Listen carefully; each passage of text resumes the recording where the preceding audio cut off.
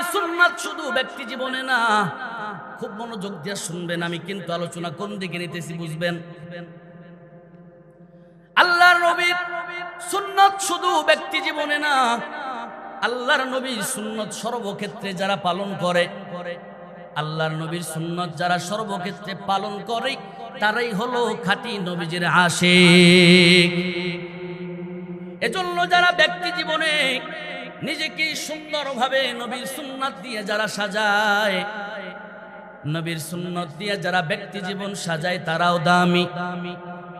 যারা নবীজির সুন্নাত দিয়ে পরিবারকে সাজায় তারাও দামি।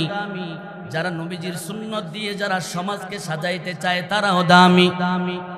নবীজির সুন্নাতকে দিয়ে যারা রাষ্ট্র পরিচালনা করতে চায় তারাও দামি। কথা ঠিক কিনা বলেন? নবীজির সুন্নাত দিয়ে যারা রাষ্ট্র পরিচালনা করতে চায়, ও বাংলার মুসলমান, ও জয়পুরহাটের মুসলমান, তাদেরকে কোনো বেঈমান বাধা দিয়ে আটকিয়ে রাখতে পারবে না, ঠিক কিনা?